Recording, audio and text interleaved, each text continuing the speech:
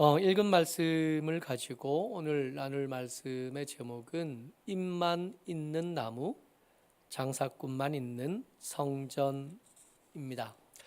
예수께서 예루살렘에 입성하셨습니다.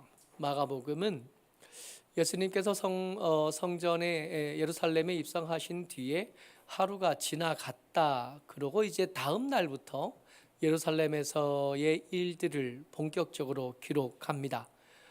그렇게 예수께서 예루살렘에서 입성하신 그 다음 아침에 처음에 만났던 사건이 우리가 흔히 잘 기억하고 있는 잎만 무성했던 무화과 나무 이야기입니다. 먼저 말씀부터 같이 읽어보죠. 12절부터 14절까지 말씀 같이 읽습니다. 시작.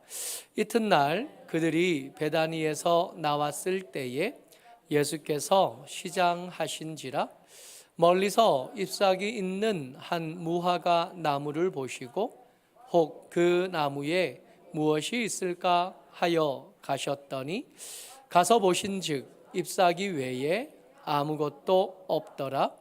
이는 무화과의 때가 아님이라.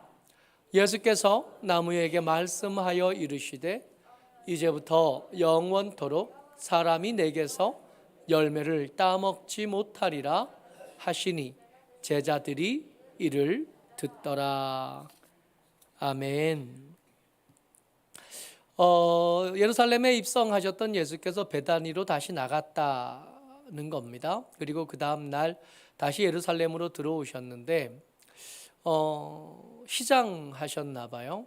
그래서 시장하셨던 예수께서 지나가다가 길가에 서 있는 무화과 나무를 본 겁니다. 무화과 나무를 보신 예수께서 혹시 무화과 몇 개라도 딸 수 있을까 기대하셨다 그러고 가까이 다가가서 열매가 있나 봤더니 열매가 없었다는 거예요. 그리고 마가복음의 기자는 이 마가는 분명하게 기록합니다. 아직 무화과의 때가 아니었다는 거예요. 불명할 말도 많고 생각도 참 많아집니다. 아직 열매가 충분히 익을 만한 때가 아니었다는 겁니다. 그러면 무화과 나무에 열매가 없는 것은 무화과 나무의 탓이 아닌 게 되는 거지 않아요? 예수께서 그 무화과 없는 것을 보시고 저주하셨다는 거예요. 옆에서 제자들이 그 말을 들었는데 오늘 우리가 읽었던 본문에 보면 베드로가 이 나무를 저주했다고 예수의 말씀을 들었다고요. 그러니까 누가 들어도 예수께서 하신 말씀은 사람이 내게서 열매를 따먹지 못하게 될 것이다 하셨던 말씀은 누가 들어도 이 말씀은 저주의 말씀이셨다는 겁니다. 예수께서 저주하신 겁니다. 아직 때가 아닌데. 억울할 수 있지 않겠어요? 좀 찾아봤더니 무화과 나무는요, 이름 그대로도 꽃이 없는 나무잖아요. 근데 꽃이 없다 그러지만 사실이 꽃이 없는 건 아니래요. 우리가 알고 있는 그 동그란 우리 따먹는 무화과 있죠. 그게 사실은 열매가 아니라 꽃낭이랍니다. 이게 반으로 이렇게 딱 가르면 빨간 것들이 이렇게 막 수술처럼 많이 이렇게 되어 있죠. 그게 꽃이래요. 이 꽃이 밖으로 피지 않고 꽃이 모여서 안으로 피니까 그게 꽃으로 안 보이고 열매로만 보인다는 겁니다. 그러니까 원래는 보통은 꽃이 피고 거기에 벌이나 바람이 불어서 수정이 되고 나면 이 꽃이 떨어진 자리에 열매가 맺히는 게 보통인데 무화과는 그렇지 않대요. 그러니까 꽃이 잎과 함께 나서 함께 자란답니다. 근데 그 꽃이 열매처럼 보이는 거니까 이게 무화과 나무의 잎이 무성하다 하면 이 나무는 잎만 키우는 게 아니라 열매도 그 옆에 우리가 보기에 열매인 것처럼 보이는 그 꽃낭도 함께 키우고 있어야 정상인 거예요. 그러다가 간혹 작년에 떨어지지 않은 열매가 있습니다. 작년에 그 전해에 이 떨어지지 않았거나 따지 않은 열매들은 그대로 맺혀 있다가 그 다음에 봄까지, 그 다음에 꽃이 피고 열매가 맺힐 때까지 달려있는 경우도 많답니다. 그래서 이 무화과 나무에는 작년 열매도 맺혀 있고 그리고 금년에 맺은 아주 작은 열매부터 시작해서 점점 잎과 함께 자라가는 게 정상인 거래요. 그러니까 어느 계절이든지 무화과 나무를 찾아가서 이렇게 살펴보면 크든 작든 열매는 항상 있는 것처럼 보이는 게 무화과 나무랍니다. 그랬어야 될 나무였던 거예요. 그랬어야 될 나무가 잎만 키우고 열매를 키우지 않았던 겁니다. 열매의 나무 입장에서는 잎이 나를 키우는데 더 유용합니다. 잎이 많은 나무들은 제 몸집을 그 여름에 햇볕이 강할 때, 물이 풍성할 때 제 몸집을 키울 수 있는 수단은 열매가 아니라 잎인 거죠. 잎이 많아야 내가 건강할 수 있습니다. 잎이 많아야 내가 누릴 게 많아지는, 잎이 많아야 내 줄기가 굵어지고 내 뿌리가 깊어질 수 있는, 열매는 그 다음 일인 거예요. 이 나무는 다른 무화과 나무들이 잎도 키우고 열매도 키우고 자기의 최선을 다해서 두 가지를 다 할 때 이 나무는 한 가지밖에 안 한 거예요. 잎만 열심히 키운 겁니다. 나를 위해서, 내가 누릴 것과 내가 얻을 것들을 위해서 열심히 일한 겁니다. 여기서 우리가 생각해 봐야 될 것 하나, 열심히 살지 않은 게 아닙니다. 열심히 산 거예요. 부지런히 일한 거고, 애써서 뿌리를 내리고 애써서 가지를 키우고 애써서 둥지를 키워낸 겁니다. 다만 열매 맺는데 쓸 힘을 안 쓴 거예요. 좀 더 있다가 하면 되지, 좀 나중에 하면 되지. 그리고 아직 때도 되지 않았잖아요. 언제든지 내가 줄기를 키운 다음에, 뿌리를 키운 다음에 그 다음에 좀 더 힘써서 열매를 맺으려고 한다면 얼마든지 또 맺을 수 있을 것 같은 거예요. 아직 때가 이르니까, 아직 때가 되지 않았으니까. 이쯤 되면 열매가 없는 무화과 나무의 잘못이라기보다는 때가 이르지 않았는데 먼저 오신 예수께서 잘못하신 것처럼 보입니다. 무화과 나무 입장에서 할 말들이 많아요. 예수님, 저는 예수께서 밤에 오실 줄 알았습니다. 아직 낮이 아닙니까? 저는 예수께서 가을에 오실 줄 알았습니다. 아직 여름이 아닙니까? 저는 예수께서 제가 60 넘어 은퇴한 뒤에 오실 줄 알았습니다. 제가 아직 50대이지 않습니까? 제가 생각할 때는 예수께서 제가 졸업하신 다음에 오실 줄 알았습니다. 제가 아직 학생이지 않습니까? 제가 생각할 때 예수께서는 시험이 끝난 다음에 오실 줄 알았습니다. 아직 시험의 때가 아닙니까? 제가 생각할 때 예수께서는 우리 아이가 크고 난 다음에 오실 줄 알았습니다. 아이가 아직 어리지 않습니까? 근데 예수께서 오시는 때를 말씀하시는 말씀마다 매번 함께 등장하는 말씀이잖아요. 도둑처럼 오실 거예요. 내가 예상하는 때와 내가 기대하는 때와 다른 시간에 예수님께서는 오실 거다 하는 이야기, 예수의 다시 오심, 예수의 재림, 세상의 종말, 마지막 심판, 그때는 언제든지 우리가 생각한 것과 다른 시간에 도착하신다는 게 공통적인 말씀이지 않았던가요? 애초에 이 나무는 잎만 키울 게 아니라 잎이 나는 것과 동시에 이 꽃낭을 함께 키웠어야 됩니다. 함께 키워서 열매가 커지는 것만큼 내가 누릴 수 있는 것, 내가 당연한 권리로 얻을 수 있는 것들 뿐만 아니라 내가 맺어내야 될 열매들을 충분히 맺어냈어야 될 여유가 있었고 기회가 있었던 겁니다. 아이가 아직 어리지만, 아직 내가 학생 때이지만, 아직 시험을 보고 있지만, 아직 시간이 좀 더 있었을 거라고 생각하는 그 모든 시간에 우리는 열매를 맺어낼 수 있는 기회가 있었으나 이거를 때를 핑계로 미뤄두고 있다가 어느 날 갑자기 도착하신 예수를 만난 겁니다. 이 무화과 나무가 그래요. 잎만 무성하고 열매를 하나도 맺지 못한 이 나무는 어느 날 갑자기 때에 이르게 도착하신 예수를 만났고 그 예수님으로부터 저주를 얻은 겁니다.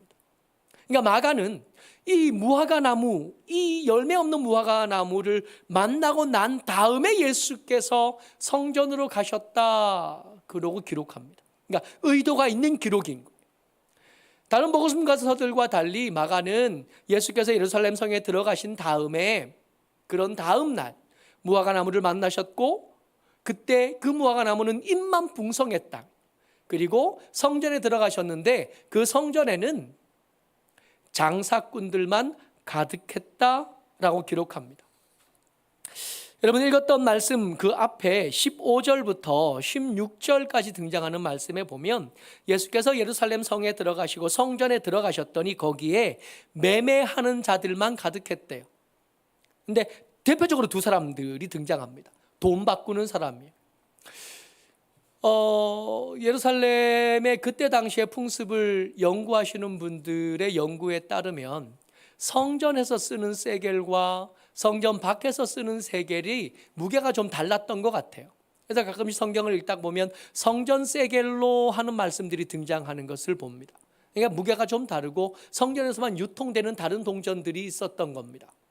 근데 이 이스라엘에 사는 사람들, 가나안 땅에 사는 사람들도 있었겠으나 멀리서 평생에 한번 하나님의 집을 찾아오는 순례객들도 있었으니 그 사람들이 거기서 쓰는 동전이 있었을 거 아니에요. 지금처럼 지폐는 없거든요. 동전이에요.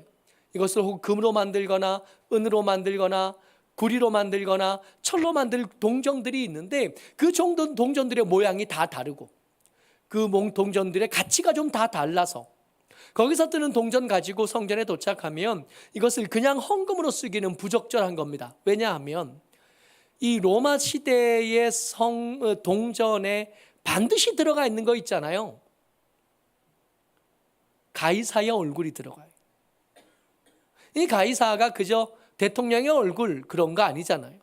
우리 지폐에 써 있는 세종대왕이라든 혹은 태계 이황이라든 혹은 이런 신사임당이라든지 이런 분들 우리가 그들을 위대한 사람, 존경받을 만한 위대한 사람으로 여기지 그들이 신이라서 거기에 그려놓은 건 아니잖아요.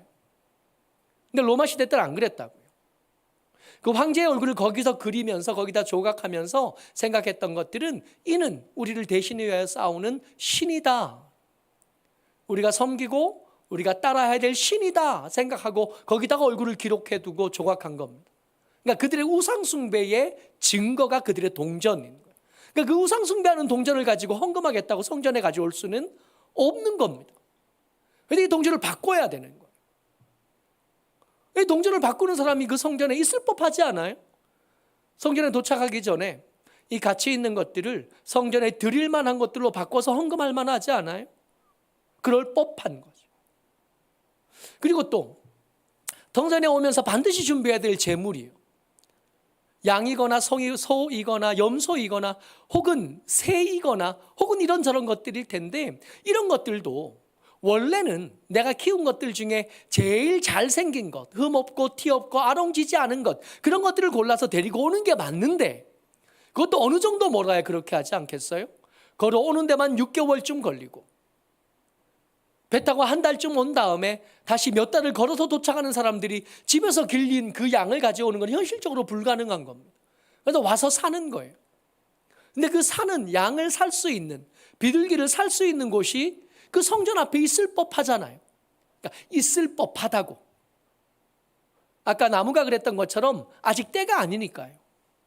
아직 시험 치고 있고 아직 애가 어리고 아직 학생이고 아직 은퇴하기 전이고 이런저런 핑계들이 그들에게도 있었다고요. 성전에 도착하니까 그들만 있는 것. 예수께서 그들을 그냥 두실 리가 없죠. 무화과 나무를 저주하셨던 하나님께서 성전에서 매매하는 자들을 그냥 두시면 일관성이 없어지잖아요. 무화과에게 하셨던 것처럼 이 성전에서 매매하는 자들에게 똑같이 하십니다. 저주하셨다는 뜻입니다. 17절 같이 읽습니다. 시작. 이에 가르쳐 이르시되 기록된 바 내 집은 만민이 기도하는 집이라 칭함을 받으리라고 하지 아니하였느냐. 너희는 강도의 소굴을 만들었도다 하시매. 저주하신. 이 저주한 것의 결과가 나타난 겁니다. 그 다음 날 성전 예루살렘에 도착하셨고 그 다음 날 무화과 나무를 만나셨고 성전에서 매매하는 자들을 쫓아내셨고 무화과 나무를 저주하셨던 하나님께서 성전도 저주하셨는데 그 다음 날 아침에 다시 베다니에서 나와서 그 길 어제 갔던 길을 똑같이 걷는데 가다 보니까 그 무화과 나무가 그 길가에 있었으니까 가서 보니까 하루 만에 이 무화과 나무가 뿌리째 마른 것을 보신 겁니다. 그러니까 무화과 나무가 말랐어요. 그럼 성전은요? 예수께서 질문하는 베드로에게 대답하시면서 이렇게 말씀하십니다. 11장 23절 같이 읽어요. 시작. 내가 진실로 너희에게 이르노니 누구든지 이 산더러 들리어 바다에 던져지라 하며 그 말하는 것이 이루어질 줄 믿고 마음에 의심하지 아니하면 그대로 되리라.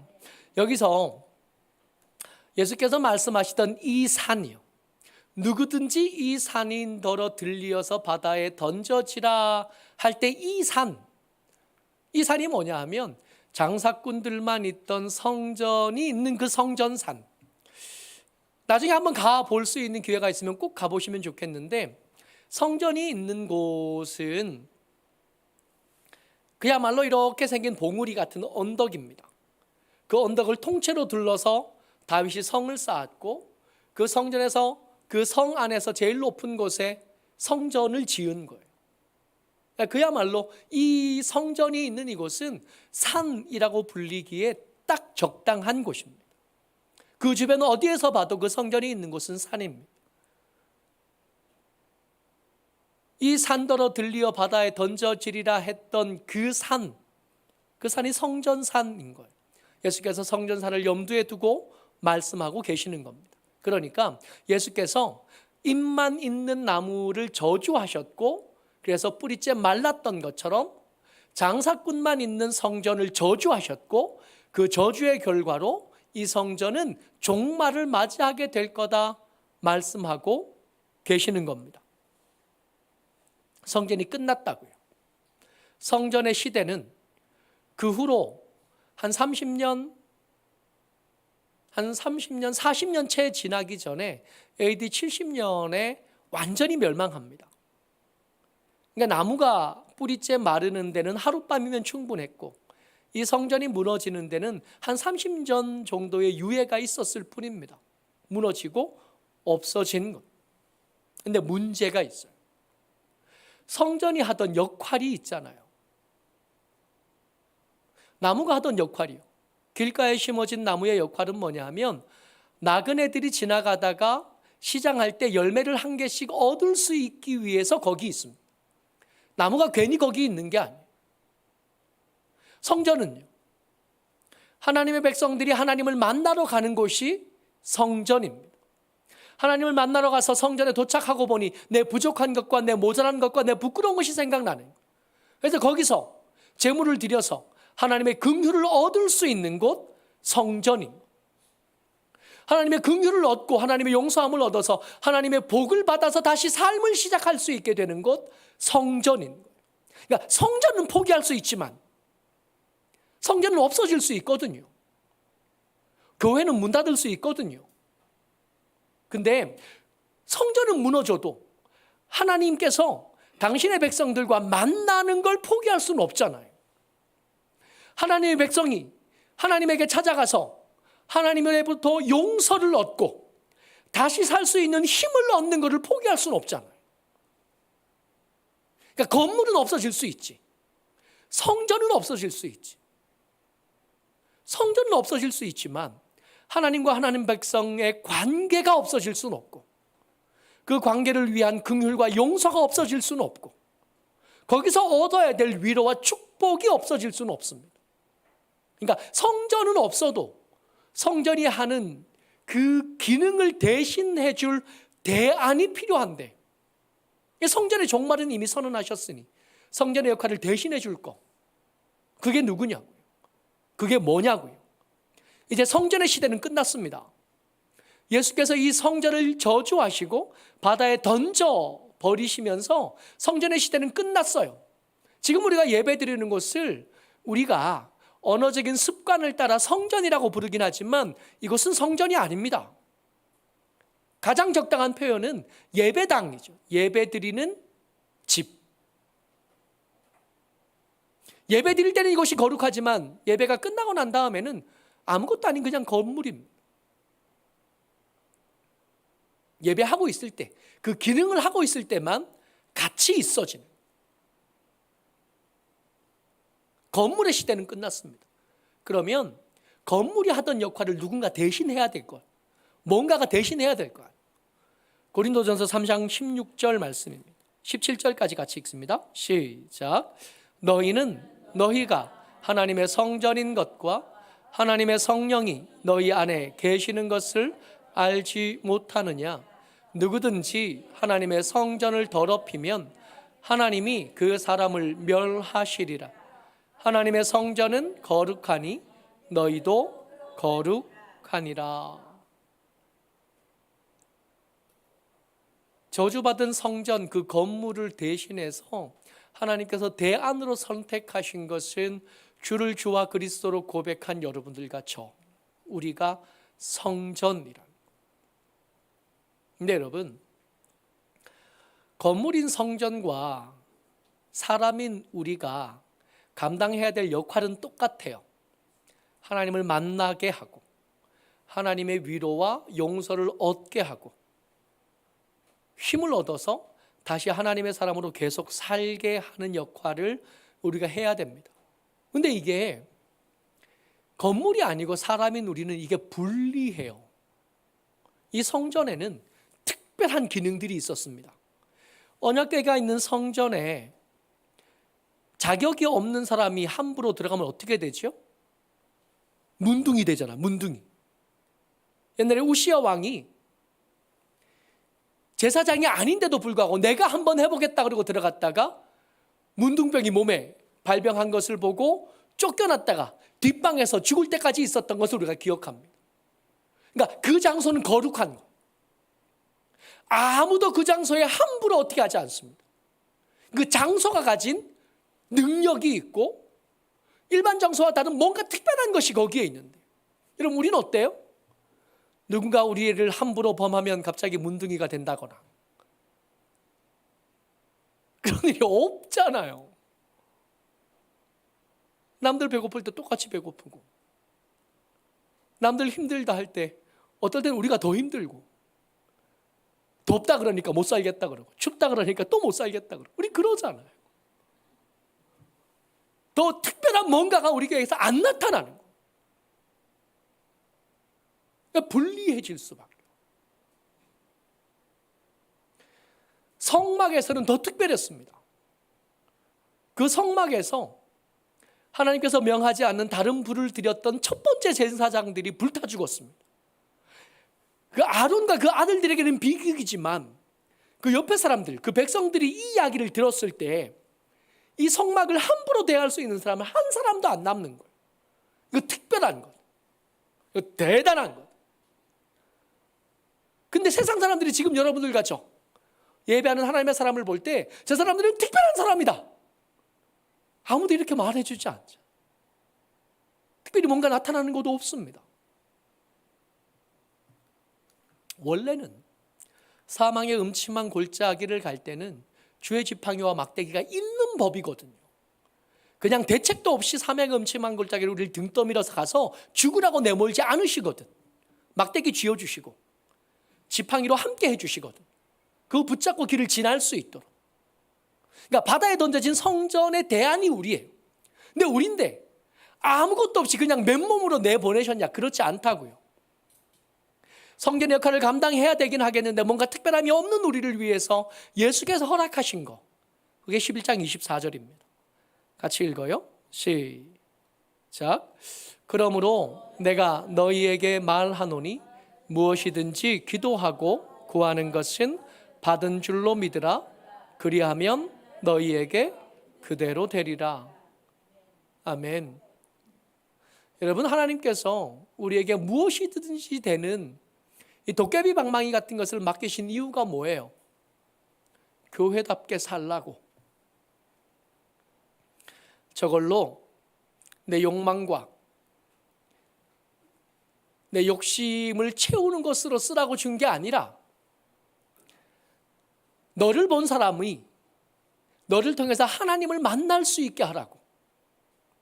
너를 만난 사람이 자기의 삶이 부끄러워지도록, 내 삶이 잘못되어 가고 있다는 걸 반듯하게 사는 우리를 보면서 깨닫게 되는 수단, 그게 뭐냐면 기도. 하나님 나를 부자로 만들어 주십시오, 그게 아니고, 하나님 나를 더 높은 자리에 앉게 해주십시오, 그래서 거기서 내가 원하던 큰 집을 얻게 해주시고, 내가 원하는 부드러운 음식을 주시고, 나보다 더 윤택하게 살게 해주십시오가 아니라, 성전의 역할을 감당하라고. 나를 만난 사람이 하나님을 만날 수 있어야 되니까. 나를 만난 사람이 자기의 부족하고 삐딱해진 삶이 내 삶을 보면서 이게 부끄러워져서, 아, 내 삶에 문제가 있구나를 깨닫게 하려고 그 권능으로 우리에게 허락하신 것이 무엇이든지 믿고 구하면 얻게 되는 것. 우리를 만난 사람이 우리를 만났다가 함부로 날 만졌다가 문둥이가 되거나 죽는 일은 없지만, 우리가 기도하는 일에 권능이 있고 우리가 기도하는 일에 능력이 있어서 그것이 응답되는 것을 보면, 아, 하나님이 살아계시는구나. 그 살아계신 하나님이 믿음으로 살아가는 하나님의 사람들과 함께 계시고, 저들이 반듯하게 살기를 원하시고 온전한 삶을 회복하기를 원하시는가를 알게 되는 수단이 이거라.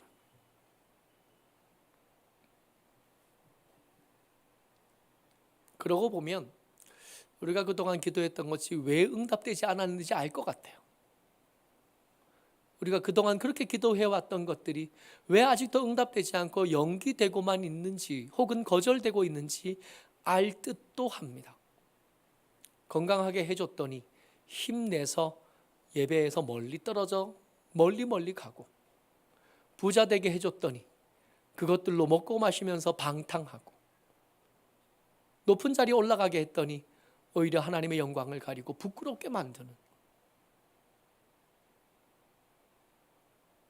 그러니 응답하시기가 어려워지신 거고 응답받을 수 없게 되어진 거 아니겠나. 여러분들과 제가 성전의 대안입니다. 이제 건물로 된 성전은 의미가 없어요. 내가 성전이고 내가 하나님의 살아계신 증거입니다. 그런 우리가 맺어내야 될 열매가 있어요. 무화과 나무가 열매 없어서 뿌리째 말랐잖아요. 그러면 우리가 드러내야 될 뭔가가 있어야 돼요. 그 열매가 뭐냐 하면 믿음과 용서입니다. 22절 말씀이요. 같이요, 시작. 예수께서 그들에게 대답하여 이르시되 하나님을 믿으라. 23절과 24절은 좀 전에 읽었던 말씀입니다. 성전을 바다에 던지라고 해도 될 거다. 무엇이든지 기도하면 그대로 된다. 이게 23절과 24절이에요.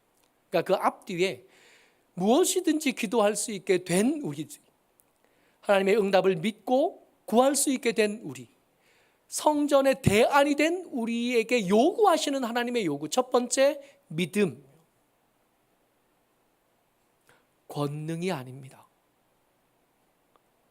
형통이 아닙니다. 잘됨이 아닙니다. 믿음이요. 여러분, 우리의 믿음이 언제 더 잘 드러나죠? 우리가 잘 나갈 때 믿음이 잘 드러나요? 우리가 잘 나가다가 콱 꼬꾸라졌을 때 믿음이 잘 드러나요? 여러분, 언제 우리가 기도하죠? 잘 나갈 때 기도하나요? 잘 나가다가 콕 꼬꾸라지면 기도하나요? 우리가 드러내야 될 열매는 우리의 삶이 어려울 때 더 잘 드러나요. 우리에게 요구하시는 것은 형통이 아닙니다. 우리에게 요구하시는 것은 능력도 아닙니다. 우리에게 요구하시는 것은 위대한 무언가가 아니에요. 너에게 믿음이 있냐? 그 믿음이 없는 듯 하다가 어느 날 바람 불면 그 믿음이 이렇게 드러나 보여요. 없는 듯 하던 그 믿음이 어느 날 흔들리면 믿음 있는 사람과 믿음 없는 사람이 구분이 되는 거거든요. 우리가 드러내야 될 믿음이요. 한 가지 더요. 25절입니다. 시작. 서서 기도할 때에 아무에게나 혐의가 있거든 용서하라. 그리하여야 하늘에 계신 너희 아버지께서도 너희 허물을 사하여 주시리라. 하시니라. 또 한 가지 열매가 용서입니다.